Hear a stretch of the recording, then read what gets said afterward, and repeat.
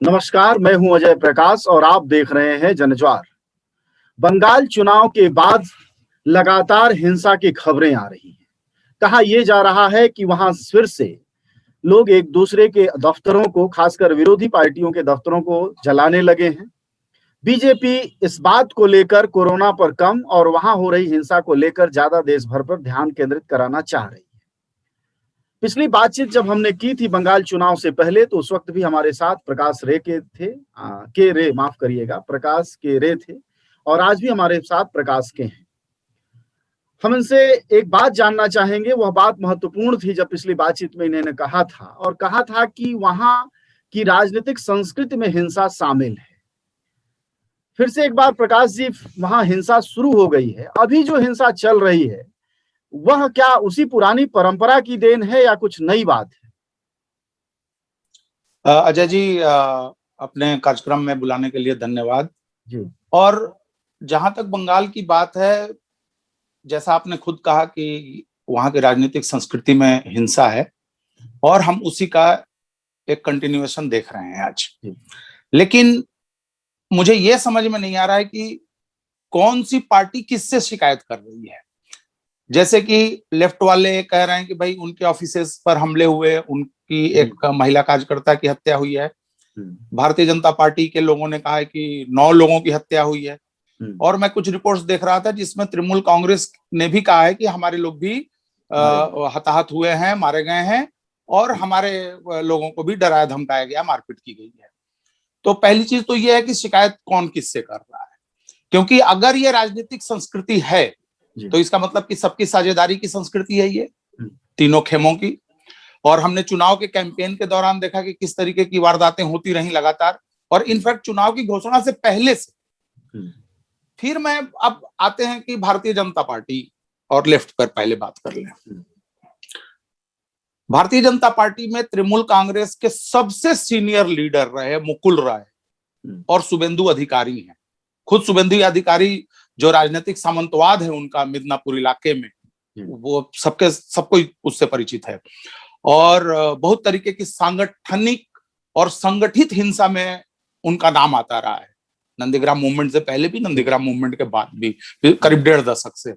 मुकुल राय तो ममता बनर्जी के खासम खास उनके दाहिने हाथ माने जाते रहे। तो क्या मुकुल राय या शुभेंदु अधिकारी को पता नहीं था कि हमारी पूर्व पार्टी की क्या चरित्र है और या हमारे राज्य का क्या चरित्र है? नंबर 1, क्या लेफ्ट को पता नहीं था कि जब वो पहले के चुनाव के बाद या चुनाव के दौरान हिंसा होती थी तो उसमें उनकी भागीदारी क्या होती थी और क्या हो सकता है अभी, खासकर इतने चार्ज्ड अप माहौल में? क्या तृणमूल कांग्रेस को यह पता नहीं था कि अगर हम बहुत बड़ी बड़ी बातें करके इस चुनाव में जा रहे हैं और जीत रहे हैं तो हमें अपने इस पहलू को भी थोड़ा सा दुरुस्त करना चाहिए था? तो हम किसको कोसें, किसको रोएं, किसको गाएं, क्या करें?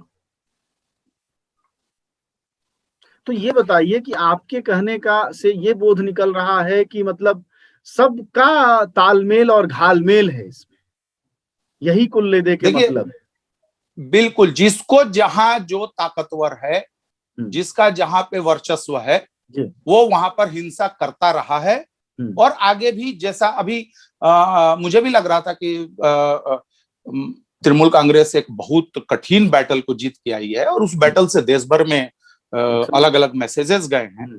तो मुझे लग रहा था कि शायद वो एक नया कुछ उदाहरण पेश करने की कोशिश वो पार्टी करेगी, लेकिन हम वैसा होता हुआ नहीं देख रहे हैं। अच्छा, तो जिसको अब जहां मौका है वो वहां पे कर रहा है। एक तरफ देश में कोरोना है, कोरोना की वजह से बड़ी त्रासदियां झेल रहा है देश, दूसरी तरफ वहां हिंसा है। लेकिन बीजेपी पूरी पार्टी के तौर पर अगर आप देखें कल से, तो वह लगातार हिंसा पे लगी हुई है कि बंगाल में हिंसा हो रहा है। तो कहीं ऐसा तो नहीं कि इसी बहाने कोरोना का जो महासंकट बीजेपी पर पड़ रहा है और जिसके लिए हर तरफ से धुतकार पड़ रही है, अपने सांसद विधायक गालियां दे रहे हैं, पार्टी के कार्यकर्ता गुहार लगा लगा के मर रहे हैं, उससे ध्यान भटकाने का भी क्या जरिया है, ऐसा लगता है आपको? निश्चित रूप से मैं ये मानता हूं कि अगर भारतीय जनता पार्टी के कार्यकर्ताओं पर हमले हुए हैं या उनके दफ्तरों को जलाया गया है तो विरोध करना या उस पर दुख जताना, उस पर हाय तौबा मचाना उनका अधिकार है और स्वाभाविक है। लेकिन एक एक्सट्रीम में जाके जिस तरीके से बातें हो रही हैं, अब जैसे एक उदाहरण देखिए कि नड्डा साहब जा रहे हैं, जाना चाहिए, एक सामान्य स्थिति होती तो कोई भी भाई पार्टी का कार्यकर्ता मर रहा है, अच्छी बात है कि पार्टी का राष्ट्रीय अध्यक्ष जाए पूछताछ करने देखने, लेकिन खुद भारतीय जनता पार्टी के लोग, चाहे वो बंगाल हो, उत्तर प्रदेश हो, दिल्ली हो, हरियाणा हो, और भी देश के इलाके हो, वो खुद गुहार लगा रहे हैं कि भाई ऑक्सीजन दे दो, दवाई दे दो, हॉस्पिटल दे दो, वेंटिलेटर दे दो। नड्डा साहब की उस पर क्या, अब तो भाई चुनाव हो गया बंगाल का ना, ठीक है, ये हो रहा है जो बहुत बुरा हो रहा है और उस पर उनको नजर रखनी चाहिए। फिर गृह मंत्रालय रिपोर्ट मांग रहा है। देखिए पश्चिम बंगाल में अभी भी सरकार अगर एक तरीके से देखी जाए तो चुनाव आयोग कंट्रोल कर रहा है। जब ममता दीदी शपथ ग्रहण करेंगी फिर वो क्या करेंगी नहीं करेंगी एक वो अलग देखने की बात होगी, लेकिन आज राज्यपाल के अंदर में सत्ता है, एक तरीके से होम मिनिस्ट्री वहां पे काबिज है, चुनाव आयोग के लोग हैं, अभी भी वहां पे फोर्सेस कुछ बची हुई हैं जो लगाई गई थी चुनाव के दौरान। तो हमें यह भी देखना पड़ेगा कि अब पहली वाली बात से जोड़ते हुए कि अगर राज्य में इस तरीके की हिंसा का चलन रहा है तो क्यों तैयारी नहीं की गई और उसकी जिम्मेवारी होम मिनिस्ट्री क्यों नहीं उसकी जिम्मेवारी लेना चाहिए उसको। आज वो ठीक है रिपोर्ट भी मांगनी चाहिए उनको, लेकिन क्या होम मिनिस्ट्री ने उतनी ही गंभीरता से कोरोना को भी देखा है? छोड़ दीजिए बाकी दिल्ली में तो पूरा अमला काफिला है उस मंत्रालय का, एक तो वो करने की कोशिश कर रहे हैं ये लोग, निश्चित रूप से आपदा में अवसर उन्हीं का जुमला है। दूसरी चीज मैं ये कहूंगा कि पार्टी विरोध करे, लेकिन अगर आप जिला स्तर पे, राज्य स्तर पे, पूरे देश भर में अगर आप कल आंदोलन करेंगे, अगर एक आयोजन में 20 से 50 लोग भी आ रहे हैं तो रोज हाय तौबा मच रहा कि कोरोना गाइडलाइंस, तो फिर ये कोरोना तो फिर उनका क्या होगा? ये एकदम नया निमंत्रण होगा। आप सोचिए ना कि भाई देश में 600 जिले हैं, आप अगर एवरेज हर जिले में कहीं कहीं तो 100 200 हो जाएंगे। आजकल तो आप देख ही रहे हैं, शादियों में 20 लोगों को बुलाना है, वहां 200 लोग हो जा रहे हैं। पंचायत के चुनाव आपने देखा उत्तर प्रदेश में क्या हुआ, खुद बंगाल में, तमिलनाडु वगैरह में हमने देखा इलेक्शन रिजल्ट के दिन, तो कोई तो मान नहीं रहा है, कोई कंट्रोल कर नहीं पा रहा है। अब उसी बीच में आप एक नए आंदोलन का हिसाब किताब बना रहे हैं और खासकर कोरोना के माहौल में, तो मुझे लगता है कि पार्टी हेडलाइंस मैनेजमेंट में जुटी हुई है। लेकिन ये कहते हुए मैं ये भी कह रहा हूं कि उनको विरोध करने का अधिकार है, लेकिन भाई आपकी प्रशासनिक तैयारी और आपकी राजनीतिक तैयारी क्या थी? मतलब एक केंद्र सरकार के हाथ होने के नाते तो जाहिर तौर पर एक बड़ी चुनौती है। चलिए थोड़ा बंगाल पर बात और करते हैं कि ये जो सीपीएम है, मतलब जो वहां की सबसे ताकतवर पार्टी रही 10 साल 15 साल पहले तक, अब वह विपक्ष तक में नहीं है और इस बार औपचारिक तौर पर प्रतिनिधि जो विधानसभा में पहुंचने चाहिए वो एक भी नहीं। ये क्या कोई रणनीति है या अपने न काम करने की गति की वजह से वो खत्म हो रहे हैं? देखिए सीपीएम का जो लगातार पतन होता रहा था बंगाल की राजनीति में, उसी का एक क्लाइमेक्स इस चुनाव में हम देख रहे हैं। आप सोचिए कि 1946 में ज्योति बसु और उनके कामरेड चुनाव जीत रहे थे, जब अंग्रेजों का शासन था, पूरी तरीके से इस तरीके की व्यवस्था नहीं थी, आंदोलन कमजोर थे और तमाम चीजें थी, उस समय जीत के आए थे। और आज बंगाल असेंबली में लेफ्ट का एक भी बंदा नहीं बैठा होगा, तो निश्चित रूप से ये लेफ्ट के लिए बहुत बड़ा सेटबैक होना चाहिए, लेकिन ये रणनीति का हिस्सा नहीं है। देखिए आत्मघाती होना, आत्महत्या करना, ये रणनीति नहीं हो सकती। तो और दूसरी चीज की चुनाव हमें थोड़ा सा ये भी देखना चाहिए कि इस बार चुनाव बंगाल का इतना ज्यादा पोलराइज्ड था कि कोई भी बंदा उसको ए और बी के अलावा सी के लिए सोचने के लिए बहुत गुंजाइश नहीं थी। और मैं ये कहूंगा कि जहां लेफ्ट का या कांग्रेस का बहुत सारा वोट भारतीय जनता पार्टी की तरफ जाता हुआ दिख रहा है, मुझे लगता है कि कुछ वोट उनके कुछ वोट तृणमूल कांग्रेस में भी गए हैं। आप देखिए कलकत्ता को देखिए, कलकत्ता में भाजपा का खाता नहीं खुला है, 11 की 11 सीटें जो हैं वो टीएमसी के खाते में गई हैं शहरी क्षेत्र में। तो मुझे नहीं लगता कि किसी तरीके की रणनीति है। और देखिए नहीं मैं इस पे और चीज कहूं कि अगर मान लीजिए 1 मिनट के लिए कि रणनीति थी, तो सीपीएम क्या अपना 20% 30% वोट अगर कमांड कर रही है और वो एक इशारा कर देगी कि भाई इधर ये तो वही वाली बात हो गई शोले फिल्म के असरानी की तरह, आधे इधर जाओ आधे उधर जाओ आधे मेरे पीछे आओ। तो मुझे लगता है कि ये लेकिन यहाँ तो आधे पीछे आने वाले बचे नहीं ना, एक बिल्कुल नहीं बचे। और इसके लिए कंप्लीटली अलीमुद्दीन स्ट्रीट, जिसको हम सीपीएम का जो हेडक्वार्टर है बंगाल, सीपीएम ऑफिस है, उसको जिम्मेवारी लेनी होगी। और ये आज जो रिजल्ट है ये कल्मिनेशन है। ये कोई ऐसा नहीं हुआ कि भाजपा ने खूब कैंपेन कर दिया तो लोग उसकी तरफ चल गए, या ममता दीदी बहुत अचानक सेकुलर और प्रोग्रेसिव पॉलिटिक्स की प्रतिनिधि बन गई और जो है उन्होंने एक क्रांति जैसा कुछ कर दिया। ऐसा कुछ नहीं है, ये लेफ्ट की अपनी गलतियों की वजह से है। लेकिन इसमें एक चीज और हमें सोचनी चाहिए कि चाहे देश हो चाहे बंगाल, राजनीति में जब शिफ्टिंग का प्रोसेस होगा, बहुत सारे सोशल फॉल्ट लाइंस हैं। जैसे हम लोग बात कर रहे थे ना कि भाई मटुआ दलित का कम्युनिटी किधर वोट करेगा, मुस्लिम किधर वोट करेंगे, हिंदुओं में डिफरेंट कम्युनिटीज हैं वो कैसे रिस्पॉन्ड करेंगे, ट्राइबल एरियाज में क्या होगा, गोरखाज ऊपर में क्या होगा, नॉर्थ बंगाल। तो ये जो हमारे देश के जो ये सोशल फॉल्ट लाइंस हैं, इनको भी हमें नजर में रखना चाहिए जब हम पॉलिटिकल एनालिसिस कर रहे हैं। हर चीज आइडियोलॉजी और ऑर्गेनाइजेशन पे चीजें नहीं जाती हैं। आप देखिए कि इसी से जुड़ा हुआ, हालांकि उस पर विस्तार में जाने का कोई मतलब नहीं है, आप त्रिपुरा में देखिए जिस तरीके से हुआ था कि कंप्लीट शिफ्टिंग हुई। तो हमें एक पॉलिटिकल शिफ्टिंग जो हमारे देश में है, जिसमें आपको अच्छा लगे या ना लगे, इस शिफ्टिंग को कहीं ना कहीं गाइड या कंट्रोल या इंपैक्ट भारतीय जनता पार्टी का, मतलब राजनीतिक भाषा में अगर समझे तो राजनीति की जो रणनीति है उसमें क्या कांग्रेस और वाम, मतलब दो कोना है ना। केरल में हुआ तो वो सिरमौर हो गए, बंगाल में हाशिया तो छोड़िए खत्म ही हो गए। एक मैं टिप्पणी पर और चाहूंगा कांग्रेस को समझना कि कांग्रेस भी उसी तरह सुपड़ा साफ हो गया बंगाल में। बावजूद कांग्रेस मुखिया, ऑफिशियल नहीं सही अनऑफिशियल, राहुल गांधी ने खुशी जाहिर करते हुए कहा कि ममता दीदी आपको बधाई और आपने बीजेपी को हाशिए पर डाला।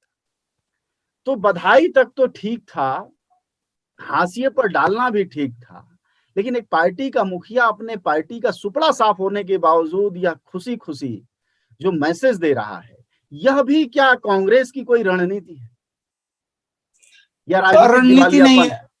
क्या है? नहीं, दोनों ही नहीं है। देखिए क्या है कि जिस तरीके की स्थिति में अभी देश का लिबरल पॉलिटिक्स फंसा हुआ है या प्रोग्रेसिव पॉलिटिक्स फंसा हुआ है, राइट विंग पॉलिटिक्स का जिस तरीके से ऑनस्लॉट है या उसका उभार है, अपसर्ज हो रहा है, तो उस स्थिति में थोड़ा सा भी सांस आ रही है तो अच्छा लग रहा है सबको। ठीक है, भले आपको थोड़ा भले नुकसान हो गया, मतलब अपना अस्तित्व गंवा के भी।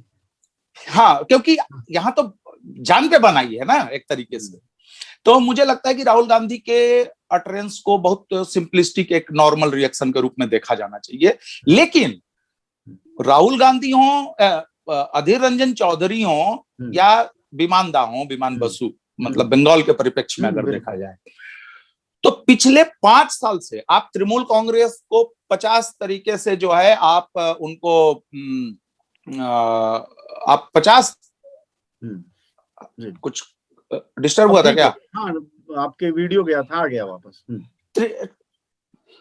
तृणमूल कांग्रेस को आप चाहे उसकी समीक्षा किसी भी तरीके से करें, उसकी राजनीति को चाहे जिस तरीके से भी परिभाषित करने की कोशिश करें, यह सच है कि पिछले 5 साल में लोकसभा के भीतर और बंगाल के अंदर उसने भारतीय जनता पार्टी के आक्रामक पॉलिटिक्स को फाइट किया है। इस बात से हमें इनकार नहीं करना होगा। आप मुझे बताइए कि पार्लियामेंट में किस पार्टी के वक्ताओं ने बार बार भारतीय जनता पार्टी को और मोदी गवर्नमेंट को फासिस्ट बोला? आप मुझे बताइए, किसने उनके आइडियोलॉजिकल चीजों पे चोट की? महुआ मोहित्रा भी बोलती है। वही मैं कह रहा हूं, नहीं तो वो तो तृणमूल कांग्रेस की है ना। मैं तो वही कह रहा हूं कि पार्लियामेंट के भीतर और बंगाल की सड़क पे अगर राजनीतिक लड़ाई लड़ी गई है इस देश में भारतीय जनता पार्टी के खिलाफ, अगर किसी ने लड़ा है तो वो तृणमूल कांग्रेस लड़ा, और इसका फायदा उस पार्टी को आज आप देख रहे हैं बंगाल। लेकिन कल के इंटरव्यू में जो चौधरी साहब ने कहा है, अधीर रंजन ने, कि पार्टी को फेसबुक और ट्विटर से बाहर आना होगा। कल जब उन्होंने एक साक्षात्कार दिया है इंडियन एक्सप्रेस को, तो यह क्या माना जाए? मैंने कांग्रेस की प्रवक्ता रागिनी नायक का भी एक ट्वीट देखा इसी टाइप का है कि कब तक हम दूसरों के जीत पर खुश होते रहेंगे। हाँ, ये देखिए फ्रस्ट्रेशन है। हाँ, तो ये कांग्रेस के जो लोग इस तरीके की अटरेंसेस दे रहे हैं, ये सिर्फ फ्रस्ट्रेशन की बातें होती है। कई बार वामपंथियों में भी आप सुनेंगे, ये बैठे रहते हैं, इनसे क्या होगा, सड़क पे नहीं उतरते, ये चोरी को कौन पहचानता है, प्रकाश करात को कौन पहचानता है। इस तरीके ये पार्टी के भीतर जो लोग होते हैं, ये एक प्रेम भाव में ही एक दूसरे तरीके का रिएक्शन है, इरिटेशन एक आप कहिए। कई बार आदमी अपने आप को दोष देने लगता है बहुत सारी गलतियों के लिए। तो मुझे लगता है कि ये अधीर रंजन बहुत सीरियसली ये बात नहीं कह रहे हैं। अगर ये कहे होते, आप मुझे बताइए कि वेस्ट बंगाल के अंदर ही अगर आपको तृणमूल कांग्रेस को वॉकओवर देना था तो आप पहले से कुछ इंडिकेशन दे देते, और ये बात मैं लेफ्ट के लिए भी कहूंगा। दूसरी तरफ आपके लोग अगर भाग रहे थे तो कम से कम कुछ सीट आइडेंटिफाई कर लेते, 2-4-10। ज्यादा अच्छा होता कि अगर जो इन्होंने एकता बनाई वह तृणमूल के साथ ही बना लेती, तो इस समय क्रेडिट भी बनता और चीजें ठीक भी रहती। नहीं, मैं कह रहा हूं उसको भी छोड़ दीजिए, सबके अपनी राजनीति अपने अपने हिसाब से लड़े, लेकिन लड़े तो पहली चीज। और आपको जब दिख रहा है कि भाई हमारा कैडर भाग रहा है, हमारा वोटर भाग रहा है और हम कुछ नहीं कर पा रहे हैं, तो एटलीस्ट 10 सीट पे कंसंट्रेट कर लेते, 5 सीट पे कंसंट्रेट कर लेते। पूरा 294 पे हंगामा करने की क्या जरूरत थी। और वेस्ट बंगाल में आप देखिए, राहुल गांधी हो, अधीर रंजन चौधरी हो, चाहे लेफ्ट वाले हो, आप मुझे बताइए कि जिस तरीके से असम में राहुल गांधी और प्रियंका गांधी ने कैंपेन किया है, क्या कांग्रेस लीडरशिप ने उस तरीके से कैंपेन किया? नहीं किया।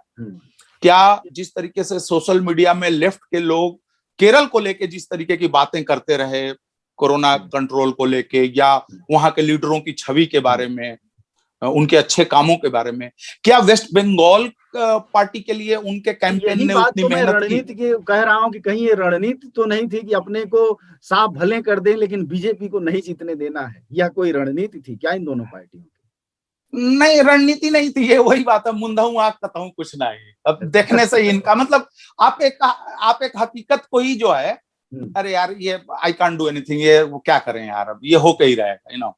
कई बार आप रिजाइन टू फेट कर देते हैं, आप कभी किस्मत के आगे हथियार डाल देते हैं। और वेस्ट बंगाल में कांग्रेस पार्टी और लेफ्ट फ्रंट ने अपने आप को किस्मत के सामने निछावर कर दिया है, और ना तो रणनीति है ना कुछ है, ये एक बेचारगी है, जो हो रहा है होने देते हैं, बेचारगी इसको मैं कहूंगा। हाँ, चलिए, धन्यवाद आपका बातचीत के लिए। एक बड़ी बात कही और जो एक शब्दावली पकड़ी जानी चाहिए, राजनीतिक बेचारगी। यह भी एक राजनीतिक शब्दावली है कि कई बार ये स्थिति आ जाती है कि आदमी कुछ भी नहीं कर पाता है, बस देखता रहता है लेकिन उपस्थित रहता है। करीब करीब यही हालत बंगाल में कांग्रेस और कम्युनिस्ट पार्टी सीपीएम जिसे कहते हैं उसकी रही। और अभी जो राजनीतिक हिंसा हो रही है उसका कुल लबेलुबाद ये समझ में आता है कि हिंसा तो हो रही है, लेकिन बीजेपी ने इस हिंसा को थोड़ा ज्यादा प्रचारित प्रसारित इसलिए भी किया है क्योंकि कोरोना पर कोई बहाना अगर बन पाएगा इस समय तो कार्यकर्ताओं का जान जाना ही बन सकता है। धन्यवाद।